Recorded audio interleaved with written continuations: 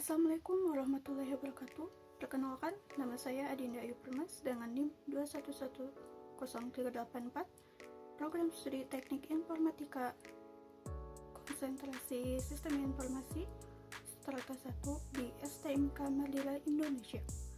Di sini saya akan mempresentasikan hasil proposal saya dengan judul Implementasi Sistem Pendukung Keputusan untuk penentuan jurusan kuliah berdasarkan minat dan bakat siswa dengan menggunakan metode Analytical Hierarchy Process atau AHP dan teknik Q for Order of Preference by Similarity to Ideal Solution atau TOPSIS dengan studi kasus di SMA Negeri 1 Ketapang.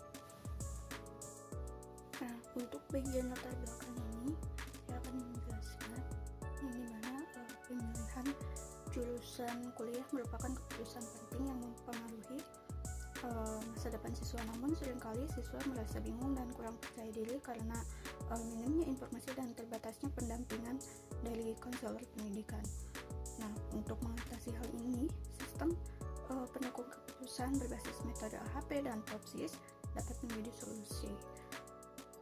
Metode AHP digunakan untuk menentukan bobot kriteria seperti minat, bakat, dan juga nilai akademik. Sedangkan TOPSIS membantu siswa untuk memilih jurusan terbaik berdasarkan bobot tersebut. Nah, penelitian ini bertujuan untuk mengembangkan SPK yang dapat mendukung siswa SMA Negeri 1 Ketapang ini dalam menentukan jurusan kuliah yang sesuai. Nah, untuk identifikasi masalah, saya mengambil dari latar belakang sebelumnya, yang dimana terdapat beberapa identifikasi masalahnya. Yang pertama itu banyak siswa kesulitan dalam menentukan jurusan kuliah yang sesuai dengan minat dan bakat mereka gitu. Terus yang keduanya juga kurangnya gitu panduan yang berbasis data dalam pengambilan keputusan terkait pilihan jurusan.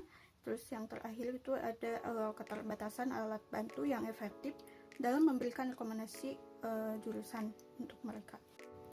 Nah, untuk batasan masalah di sini terdapat beberapa batasan masalah. Yang pertama, data yang digunakan yaitu data siswa kelas 12 di SMA Negeri 1 Ketapang. Yang kedua ini kriteria penentuan jurusan yang mencakup minat, bakat, dan juga nilai akademik. Yang ketiga, metode sistem pendukung keputusan yang digunakan adalah AHP atau Analytical Hierarchy Process, itu untuk pembobotan kriteria, dan TOPSIS atau teknik Q for Order of Preference by Similarity to Ideal Solution, itu untuk menentukan jurusan terbaik. Nah, untuk tujuan penelitian atau output yang saya inginkan yaitu yang pertama, membuat sistem pendukung keputusan berbasis metode AHP dan TOPSIS untuk membantu siswa menentukan jurusan yang sesuai. Yang keduanya, memberikan panduan berbasis data yang terstruktur untuk mendukung konselor dalam memberikan rekomendasi. Yang ketiga, mengurangi risiko kesalahan dalam pemilihan jurusan dengan pemanfaatan analisis berbasis kriteria, minat, bakat, dan nilai akademik.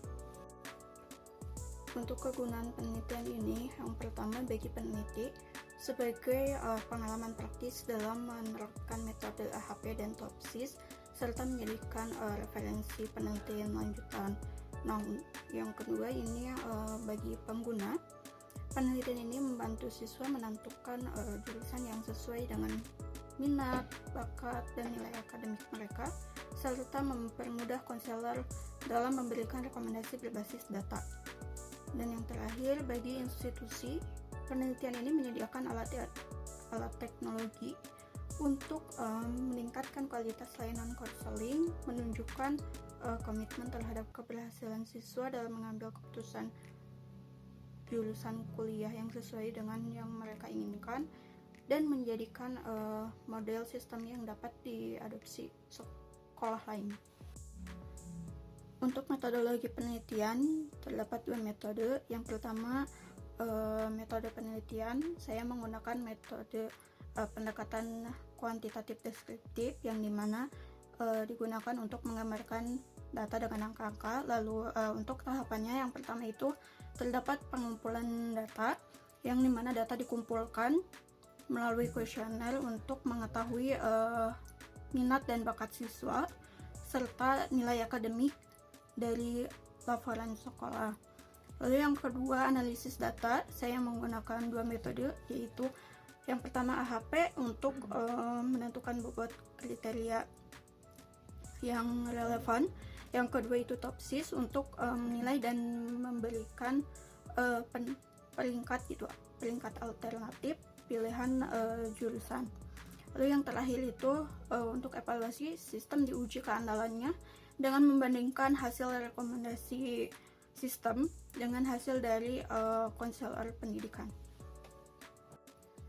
Metode yang kedua yaitu metode pengembangan sistem. Saya menggunakan waterfall, yang dimana terdapat beberapa tahapan. Yang pertama itu ada analisis kebutuhan, yang dimana analisis kebutuhan ini itu yang pertama saya mengidentifikasi kebutuhan pengguna itu siswa dan konselor berdasarkan survei dan juga wawancara. Lalu penentuan kriteria dan subkriteria yang digunakan dalam pemilihan jurusan.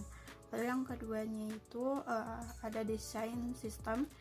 Saya merancang antarmuka pengguna untuk mempermudah input data kriteria, lalu menyusun diagram alir proses untuk pengambilan keputusan berbasis AHP dan TOPSIS.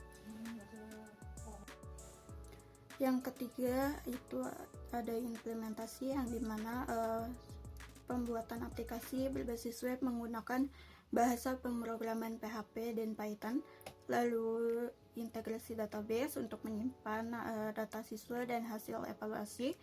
Yang tahapan keempat itu terdapat pengujian, melakukan pengujian unit dan pengujian sistem secara menyeluruh, lalu mengukur akurasi hasil rekomendasi dengan metode cross validation. Lalu yang terakhir itu terdapat pemeliharaan, yang dimana memberikan pelatihan kepada konselor, lalu perbaikan dan pembaruan sistem berdasarkan umpan balik pengguna. Untuk objek penelitian yaitu siswa kelas 12 di SMA Negeri 1 Katapang. Lalu untuk kriteria yang digunakan meliputi minat, bakat, dan nilai akademik siswa sebagai parameter utama dalam menentukan jurusan kuliah. Untuk waktu penelitian yaitu dilakukan dengan rentang waktu 4,5 bulan, yang dimana terdapat beberapa tahapan. Yang pertama itu terdapat identifikasi masalah sampai pengumpulan data, itu di bulan pertama, yaitu bulan Maret. Yang kedua itu perancangan sistem sampai pengumpulan data, yang dimana isi pengumpulan datanya itu minat, bakat, dan nilai akademik, itu selama 1 bulan juga di bulan kedua, yaitu bulan April. Yang ketiga itu implementasi sistem dan integrasi metode AHP dan TOPSIS sampai pengujian sistem, itu di bulan ketiga, yaitu bulan Mei. Untuk evaluasi dan analisis hasil sampai penyusunan laporan akhir itu di bulan keempat, yaitu bulan Juni. Dan untuk presentasi dan penyempurnaan itu di bulan Juli. Nah, untuk landasan teori pasti banyak yang bertanya nih, untuk sistem pendukung keputusan itu apa sih, terus AHP itu apa, lalu TOPSIS itu apa. Nah, di landasan teori ini saya menjelaskan sedikit. Yang pertama itu tentang sistem pendukung keputusan atau SPK. Itu adalah alat untuk membantu pengambilan keputusan dengan mengintegrasikan data, model analisis, dan pengguna gitu. Lalu yang kedua itu metode AHP, itu untuk metode untuk pembobotan kriteria gitu melalui matriks perbandingan berpasangan. Lalu yang ketiga itu metode TOPSIS, yang dimana metode yang mengevaluasi alternatif terhadap solusi ideal positif dan negatif. Untuk profil objek penelitian yang pertama ada sejarah, yang dimana SMAN 1 Ketapang ini tuh didirikan pada tahun 1985, berlokasi di Kabupaten Bandung. Sekolah ini tuh dikenal sebagai institusi pendidikan unggulan dengan fasilitas lengkap. Lalu yang keduanya terdapat struktur organisasi, yaitu ada kepala sekolah, wakil kepala sekolah, bagian tata usaha, komite sekolah, dan juga staf kurikulum, pengajar, dan pembina. Lalu untuk visi dan misinya, yang pertama untuk visinya itu membentuk peserta didik yang cerdas serta berkarakter baik dan peduli lingkungan, dengan keyakinan bahwa pendidikan mencakup pengetahuan dan perilaku. Lalu untuk misinya yaitu mengembangkan seluruh potensi siswa secara optimal, baik dalam bidang akademis maupun non-akademis. Yang kedua, membangun sumber daya manusia yang unggul dalam impact dan iptek sesuai dengan dinamika globalisasi. Yang ketiga, meningkatkan daya saing yang bernuansa sains, teknologi, bahasa asing, dan kecakapan hidup. Yang keempat, mewujudkan lulusan yang berkarakter dan berwawasan kebangsaan serta peduli terhadap lingkungan hidup. Yang terakhir itu menjalin kemitraan dengan stakeholder atau pemangku kepentingan melalui peningkatan pelayanan prima, akuntabel, dan transparan guna membangun komunikasi yang harmonis dengan mitra kerja secara formal dan non-formal. Nah, di sini saya akan menjelaskan hasil metode AHP. Yang pertama itu menentukan tujuan dan kriteria, yang dimana tujuannya itu untuk menghitung bobot kriteria dalam penentuan jurusan kuliah, yang dimana terdapat beberapa kriteria. Yang pertama itu minat, bakat, dan nilai akademik. Lalu untuk keterangan minatnya, yaitu ada sangat berminat, cukup berminat, terus kurang berminat, tidak berminat. Itu skornya dari 1 sampai 5. Dan untuk skor yang lainnya juga sama, dari skor 1 sampai 5. Dan keterangan yang disesuaikan dengan kriterianya. Yang kedua yaitu menentukan prioritas elemen atau pairwise comparison, yang dimana di tahapan kedua ini membuat matriks perbandingan berpasangan antar kriteria dengan skala Saati. Skornya dari 1 sampai 9, yang dimana untuk tabel pertama itu matriks perbandingannya.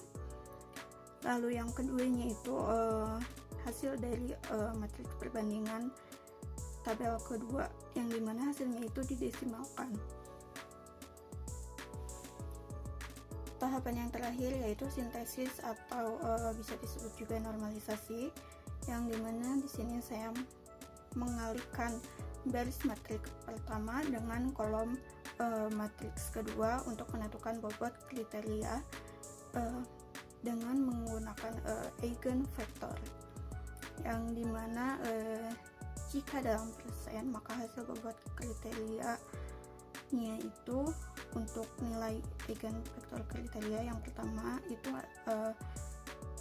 minat itu 48%, untuk bakatnya 27%, dan untuk nilai akademiknya 25%. Selanjutnya yaitu hasil metode Topsis, yang dimana untuk tabel pertama itu terdapat matriks evaluasi, yang dimana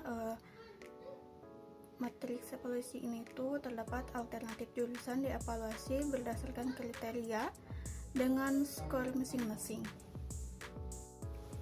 Untuk tahapan kedua yaitu normalisasi, yang dimana normalisasi ini tuh dilakukan dengan membagi nilai setiap elemen dengan akar total kuadrat pada kolom. Untuk tahapannya itu yang pertama itu tahap pertama itu mengkuadratkan masing-masing nilai matriks yang berada di tabel matriks evaluasi. Untuk tahap kedua yaitu mencari nilai akar dari total nilai kuadrat pada setiap kriteria yang ada di tabel tahap 1. Dan untuk tahap ketiganya itu membagi setiap elemen matriks itu dari tabel matriks evaluasi dengan hasil tabel tahap 2. Untuk tahap ketiga yaitu normalisasi terbobot, yang dimana saya mengalihkan setiap nilai normalisasi dengan bobot kriteria yang diperoleh dari AHP atau Analytical Hierarchy Process, yang dimana untuk tabel pertamanya itu tahap satunya itu membagi masing-masing bobot kriteria dengan total bobot kriteria. Yang untuk tahap keduanya yaitu mengalihkan matriks normalisasi dengan bobot normal atau hasil tabel dari tabel tahap 1. Nah, untuk tahapan selanjutnya yaitu solusi ideal, yang dimana solusi ideal positifnya itu yaitu kombinasi dari nilai terbaik untuk setiap kriterianya, sedangkan solusi ideal negatifnya adalah kombinasi dari nilai terburuk atau terkecil gitu. Untuk hasil solusi ideal positif itu dengan nilai maksimum untuk setiap kriterianya, sedangkan untuk solusi ideal negatif adalah nilai minimum dari tiap kriterianya. Untuk tahapan selanjutnya yaitu menghitung jarak solusi ideal, yang dimana terdapat dua cara untuk menghitung jarak solusi ideal. Yang pertama adalah menghitung jarak solusi ideal positif dengan cara mengkuadratkan selisih matriks normalisasi terbobot dengan solusi ideal positif ataupun negatif. Nah, untuk tabel pertama yaitu hasil dari jarak solusi ideal positif dengan mengkuadratkan dari tiap nilai kriteria dan ditotalkan dari tiap baris kriteria atau alternatifnya. Nah, untuk perhitungan kedua yaitu menghitung jarak solusi ideal negatif, yang dimana dengan cara mengkuadratkan selisih matriks normalisasi terbobot dengan solusi ideal positif dan negatifnya juga, yang untuk hasil hitungannya itu yaitu ada di tabel kedua, yang dimana mengkuadratkan dari tiap nilai kriteria dengan total dari tiap baris kriteria atau alternatif, sama seperti hitungan jarak solusi ideal positif. Selanjutnya yaitu menghitung nilai preferensi, yang dimana semakin tinggi nilai preferensinya maka akan semakin baik alternatifnya. Untuk perhitungannya yaitu nilai negatif dibagi dengan nilai negatif ditambah nilai positif dengan hasil preferensi, yaitu untuk jurusan teknik informatika sekitar 0,788 sekian, lalu untuk manajemen itu preferensinya 0,581, dan untuk psikologi yaitu hasilnya 0,161. Nah, untuk hasil akhirnya yaitu dengan cara perankingan, yang dimana hasil akhir ini itu menentukan jurusan kuliah yang paling diminati dari beberapa alternatif. Untuk hasilnya yaitu bisa dilihat bahwa untuk jurusan teknik informatika memiliki nilai preferensi tertinggi yaitu 0,788, sehingga menjadi pilihan terbaik untuk jurusan kuliah berdasarkan kriteria yang diberikan. Dan untuk yang keduanya yaitu manajemen dengan nilai preferensi 0,581, dan untuk terakhir itu psikologi dengan nilai preferensinya 0,162. Terima kasih.